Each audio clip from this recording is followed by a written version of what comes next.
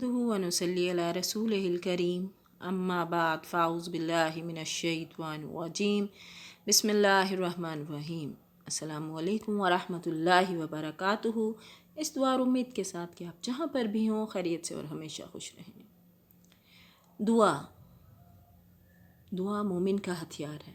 कुरान पाक में अल्लाह पाक ने बार बार फरमा रहे हैं कि है कोई पुकारने वाला जो मुझे पुकारे और मैं उसकी पुकार का जवाब दूँ।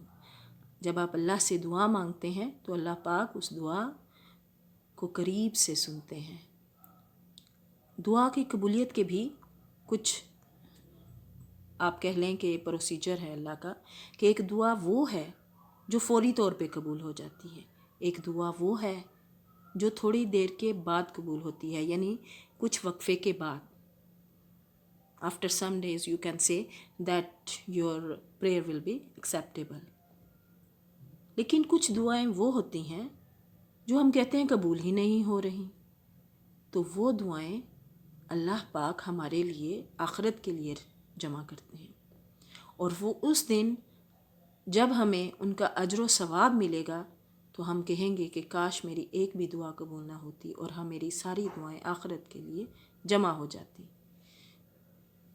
अल्लाह पाक को ज़्यादा बेहतर पता है कि हमारे लिए बेहतरीन क्या है।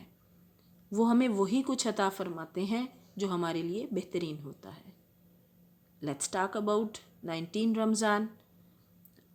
What should we read after the prayers. हमें नमाज़ों के बाद क्या पढ़ना चाहिए। नमाज फ़जर के बाद सूरह जुमा की ये आयत नंबर 4, आयत नंबर 4 40 टाइम्स आपने पढ़नी है, यानी 40 मरतबा। ज़ालिका फ़ज़लुल्लाहि युअतीहि मन यशा वल्लाहु ज़ुल फ़ज़लिल अज़ीम। बेशक अल्लाह पाक जो है वो बड़े फ़ज़ल वाले हैं। इस आयत को पढ़ने वाला अल्लाह के फ़ज़ल व करम से ज़िंदगी भर माला माल रहेगा। सुबहान अल्लाह। रिज़्क़ के लिए है ये ज़रूर पढ़ें।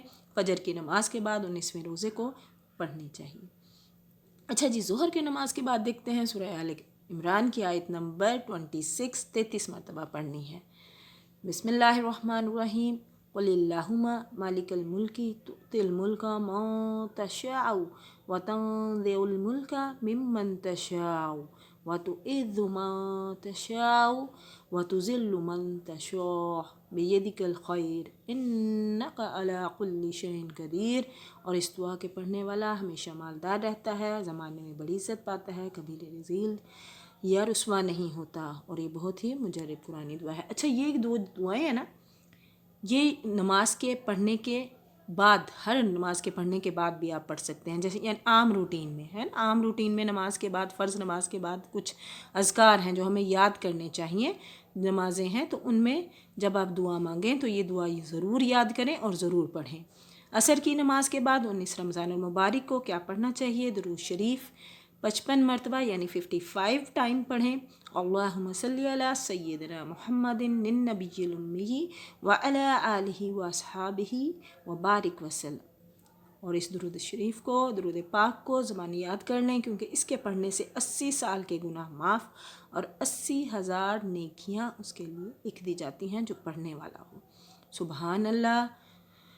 और आपको पता है कि जुमातुल मुबारक के दिन तो स्पेशली ज़रूर एहतमाम करें, दुरूद शरीफ ज़्यादा से ज़्यादा पढ़ा करें, ख़ुद भी पढ़ें और अपने बच्चों को भी आदत डालें, क्योंकि हमारे लिए यही सरमाया हयात है, इसी में हमारी दुनिया और आखिरत की कामयाबी है।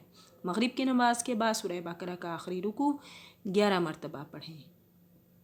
सूरह बकरा का आखिरी रुकू जो अल्लाह के अर्श के ख़ज़ानों में से एक ख़ज़ाना है। अमन रसूलु बिमा उन्ज़िला, वहाँ से शुरू करना है और आखिर तक पढ़ना है 11 मरतबा।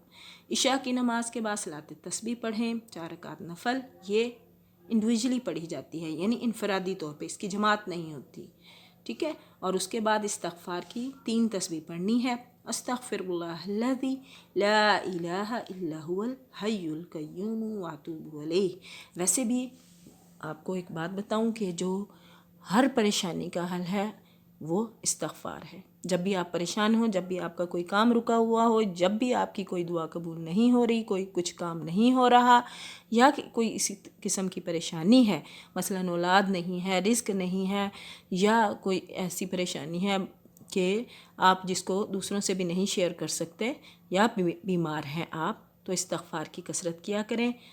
اللہ پاک اس کی برکت سے انشاءاللہ تعالیٰ آپ کو ہر دعا جو ہے وہ قبول بھی فرمائیں گے اور آپ کو ہر نعمت عطا فرمائیں گے۔ جہاں بھی رہیں خوش رہیں، دعاؤں میں یاد رکھیے گا۔ وآخر دعوانا ان الحمدللہ رب العالمین، with best wishes and good luck.